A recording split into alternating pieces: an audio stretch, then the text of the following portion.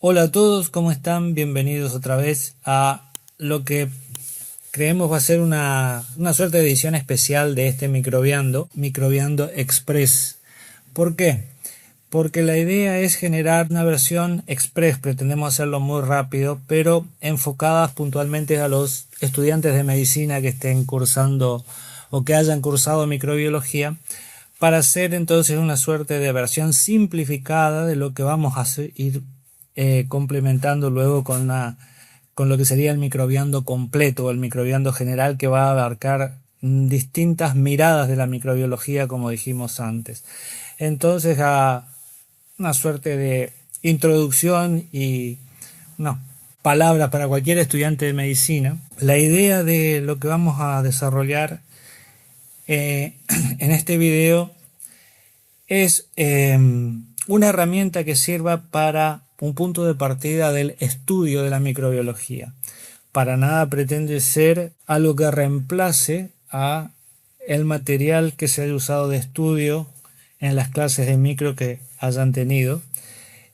Por el contrario, pretende ser un punto de partida, una suerte de mentor o de machete, como decimos en la Argentina, para que los temas que aquí vamos a abordar sean complementados precisamente con todo el material que hayan dado o que les hayan dado a ustedes sus docentes. Entonces, a partir de acá vamos a abarcar lo que a mi criterio es la forma más enriquecedora que tiene de avanzar en microbiología en medicina, y es precisamente desde el punto de vista de la fisiopatogenia de las infecciones. Entonces, esperando que sea de utilidad, como decimos siempre los docentes, estudian mucho y muchos éxitos en sus exámenes. Entonces, aunque aparenta ser algo muy extenso en esta tabla, la idea es que en el formato de tabla tengamos una visión resumida de aquellos puntos más importantes o a tener en cuenta en el estudio de cualquier temática. Vamos a abordar esto desde el punto de vista ya de la infectología, o sea, de las enfermedades infecciosas. Y para empezar por las enfermedades infecciosas vamos a explicar qué sería la fisiopatogenia que genera cualquier agente microbiano, cualquier microorganismo que actúe como agente etiológico o causal de la patología infecciosa. Entonces, vamos a describir rápidamente esta tabla y qué pretendemos hacer con esta tabla. La columna 1 indicaría aproximadamente 13 pasos o momentos de la génesis del proceso infeccioso. En la segunda columna, donde tenemos bajo el título de etapa fisiopatológica, se pretende nombrar los distintos momentos que caracterizan a justamente un proceso infeccioso. En la tercera columna hacemos la descripción general de qué es lo que acontece en cada uno de esos momentos, y después las siguientes columnas ya están los 4 grupos de microorganismos agrupados u ordenados según el criterio que hemos establecido en los videos anteriores en función de el tamaño de los mismos, o sea, virus, bacterias, hongos y parásitos. Como se ve que en cada uno de ellos vamos a explicar cómo es la interacción, porque básicamente esta tabla lo que resume es esa interacción entre el agente infeccioso y el ser humano, que va a actuar como receptor del agente infeccioso y respecto del cual iniciará un proceso de lucha en esa dinámica que habíamos establecido, que es una suerte de competencia del más apto, ¿no? ¿Quién va a sobrevivir? El más apto de ambos triunfará sobre la oposición del otro, y en esa interacción o en esa batalla se da el proceso de la enfermedad infecciosa y su resolución. Para cada caso en particular, para cada microorganismo, tenemos que, si bien las etapas son siempre las mismas y la respuesta del ser humano frente a la entrada del agente infeccioso también es la misma, porque en definitiva debe poner en práctica todos sus mecanismos, todos sus mecanismos de defensa, cada microorganismo involucrado en el proceso genera un tipo de respuesta diferente y él mismo actúa en forma diferente. Entonces, lo que para ir viendo en más detalle todo esto que estamos diciendo, enfoquémonos en las 3 primeras columnas, que sería precisamente la fisiopatogenia, el proceso de arranque de esa interacción entre el agente infeccioso y el ser humano. El primer momento es lo que llamamos adquisición, es el arranque de lo que sería la epidemiología, entendiendo como epidemiología el estudio de aquellos eventos de salud que marcan un antes y un después en la vida del ser humano, en este caso, que ha interactuado con un agente infeccioso. El momento de la adquisición es el punto de encuentro entre el microorganismo y el ser humano. Y es lo que podemos describir en forma general como la entrada del agente infeccioso al huésped, o al hospedero, mejor dicho, que seríamos nosotros, por distintas vías o puertas de entrada. Y ese primer contacto puede deberse a múltiples causas. Puede ser por la circulación de un agente infeccioso, puede ser por la transmisión en mayor o menor velocidad de un agente infeccioso, puede ser por el contagio interhumano, puede ser por una intoxicación o una infección a partir de una fuente contaminada, etc. Pero es el momento en el cual el agente infeccioso toma contacto con nosotros. El segundo momento es lo que llamamos la colonización, que es, por así decirlo, cuando el agente infeccioso se establece en algún punto a partir de esa puerta de entrada que nombramos antes en la adquisición, y eso puede ser un tejido como una superficie epitelial, a nivel de piel, por ejemplo, a nivel de mucosas o a nivel de epitelio respiratorio, si es que el agente infeccioso entró por esa vía, a nivel digestivo, si fue por una contaminación o una intoxicación alimentaria. La llegada y el establecimiento en un primer momento de ese agente infeccioso en nuestro organismo. A partir de ahí, y si el microorganismo no encuentra una primera resistencia, porque a veces la respuesta a la entrada de ese agente extraño se demora, el microorganismo comienza a usar los elementos que ese ambiente corporal le proporciona y comienza a multiplicarse. En esa multiplicación, obviamente, hay aumento en la cantidad de agente infeccioso. Esto es lo que empezamos a llamar como la carga microbiana, que será la carga viral en el caso de virus, la carga bacteriana en el caso de bacterias, fúngica en el caso de hongos o parasitaria en el caso de parásitos. O sea, con la multiplicación del microorganismo aumenta la cantidad de individuos y ya ahí deben empezar a ponerse en marcha los primeros mecanismos de defensa que, según el microorganismo involucrado, será de distintas formas a partir de nuestro sistema inmunológico. Pero supongamos que todo el proceso continúa sin que haya inmediatamente una respuesta inmunológica. A la multiplicación sigue, por así decirlo, la confianza, muy entre comillas, que toma o la seguridad que adquiere el microorganismo por decir, no encuentro resistencia, no solamente colonizo acá, sino que busco otros lugares, me expando, me extiendo. Y eso es lo que daría lugar al cuarto momento de nuestra tabla, que sería la diseminación tisular, la propagación hacia distintos tejidos, la invasión de nuevos órganos, con lo cual ya tenemos mayor cantidad de agente infeccioso y mayor superficie corporal afectada. Generalmente, entonces, en este momento ya hay una carga microbiana, una cantidad de microorganismo tal que comienza a haber ya lesión a los tejidos afectados. Y esa lesión tisular suele ser el mecanismo de alarma final para que el sistema inmunológico se ponga en juego. Porque a partir de ahí tenemos, como dice la descripción, un daño celular y tisular que puede ser directo o indirecto. ¿Qué queremos decir con esto? El daño celular directo y por extensión el daño tisular, dado que un tejido es un conjunto de células que cumplen una misma función,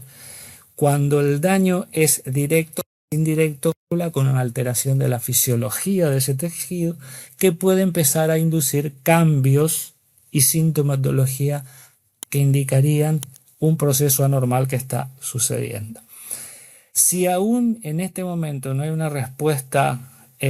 importante por parte del sistema inmunológico, una respuesta directa por parte del sistema inmunológico, ya tenemos una mayor avance del agente infeccioso y lo que le llamaríamos la diseminación sistémica, o sea, el microorganismo ya alcanza, puede llegar a pasar a sangre y a partir de sangre o linfa alcanzar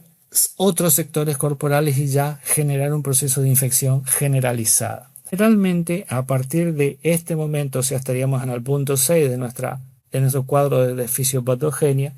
empiezan a aparecer los signos que manifiesta el paciente y que refiere la persona infectada al momento de la consulta y los síntomas que se interpretan a partir de esos signos y que no son otras cosas que la manifestación clínica de un proceso normal debido a la presencia de un agente extraño que está causando un daño en el organismo. En ese momento y complementariamente al daño que está produciendo el microorganismo, tenemos las manifestaciones que surgen como resultado de la respuesta a esa agresión que está recibiendo el organismo. O sea, la respuesta inmunológica del huésped también va a ser un marcador que nos va a permitir llegar a un diagnóstico determinado. Por ejemplo, después en su momento lo vamos a ver en detalle porque esto es clave porque es el punto de partida del estudio microbiológico, justamente cuando a partir de una sintomatología determinada buscamos el agente causal y ahí está el origen o la razón de ser del conocimiento de la microbiología y posteriormente de la infectología. Entonces, en la respuesta inmunológica del huésped, por ejemplo, vamos a tener activación ya de los distintos mecanismos que usa la inmunidad para hacer frente a esta agresión y vamos a tener entonces, por ejemplo, y a grandes rasgos, alteraciones en el hemograma, como una leucocitosis en el caso de una infección bacteriana, una eosinofilia en el caso de una infección parasitaria, una linfocitosis con una cantidad de leucocitos normales o ligeramente disminuidas en el caso de las infecciones virales, etcétera, etcétera, etcétera. Cada uno de estos es propio del agente infeccioso en sí y los veremos en su momento en detalle. Entonces decíamos que la manifestación clínica también no solamente es un indicador de la presencia y el daño que está generando el agente infeccioso y su multiplicación a nivel de los distintos órganos, sino que también esa manifestación clínica revela el tipo de respuesta inmunológica. En este momento también tenemos la oportunidad de remarcar a lo que dijimos en un video anterior, que es la situación de inmunocompetencia, inmunocompromiso e inmunodepresión, porque la respuesta a ese mismo microorganismo es diferente según el tipo de persona que se infecta y su sistema inmunológico. En situación de inmunocompetencia, la respuesta natural y efectiva del sistema inmunológico hará que, por lo general, vamos a encasillar, identificar al agente infeccioso más rápidamente, instaurar el tratamiento que sea indicado a partir de los estudios microbiológicos que se hagan y una resolución en un tiempo que la evidencia médica indica más o menos está casi estandarizada en cada uno de estos microorganismos. Por ejemplo, en situación de inmunocompetencia, una infección viral, la mayoría de las infecciones virales no requieren un tratamiento farmacológico específico, sino que se resuelven en un tiempo aproximado de 7 a 10 días en inmunocompetencia. Pero la situación cambia en una situación de inmunocompromiso o de inmunodepresión. En inmunocompromiso la respuesta existe pero es más lenta, entonces le estamos dando chance al microorganismo de que se siga reproduciendo y ganando más territorio corporal. En una situación de inmunodepresión la situación ya es más grave porque la respuesta inmunológica es mala y el microorganismo puede ganar rápidamente la batalla. A partir entonces de este punto 8, en el que estamos hablando de respuesta inmunológica del huésped, entramos a las dos instancias definitorias de esta fisiopatogenia, que serían el punto 9 y el punto 10, que es la resolución de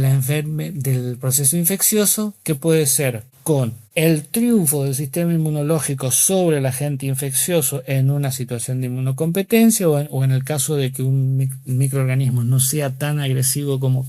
como para que requiera un tratamiento en especial, o bien el diagnóstico temprano y el tratamiento oportuno y acertado, como decimos siempre, implique erradicar al agente infeccioso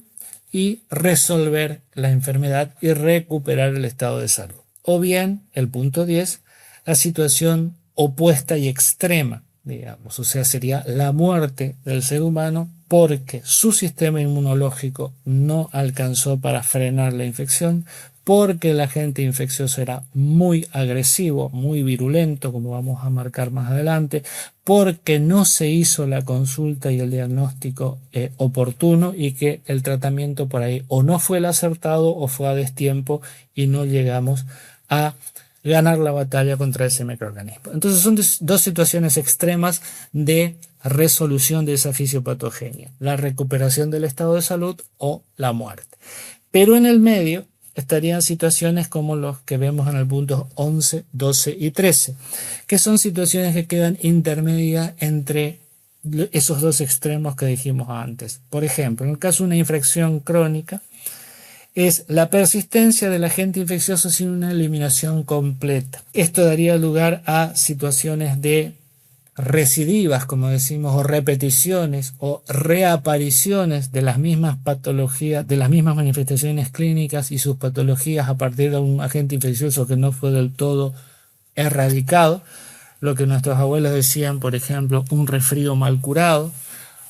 o que no se le prestó atención al cuadro infeccioso en sí. O bien puede darse una situación de latencia. Esto es más propio de ciertos tipos de microorganismos que no dan una manifestación clínica del todo acabada o bien manifiesta, sino que dan unas ciertas sintomatología, un cierto cuadro infeccioso, pero remiten, pero sin embargo el agente infeccioso permanece latente. Esto lo vamos a ver mucho en un tipo viral, que son la familia de los herpes, que tienen la propiedad de la latencia justamente. Y el punto 13 sería la reactivación, que podemos decir como descripción general que es aquella cualidad que tiene el microorganismo de volver a iniciar un cuadro infeccioso porque vuelve a replicarse o a reproducirse en el organismo. Esto es porque o estuvo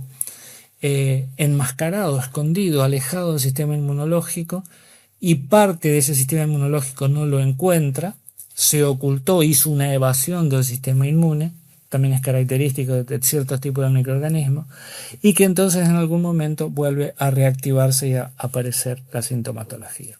Entonces, en este cuadro general de lo que es la fisiopatogenia del cuadro infeccioso, pasaríamos entonces a ver qué sucede con cada uno de estos momentos que hemos descrito para cada uno de los 4 grupos de microorganismos o agentes etiológicos que vamos a ver en medicina humana.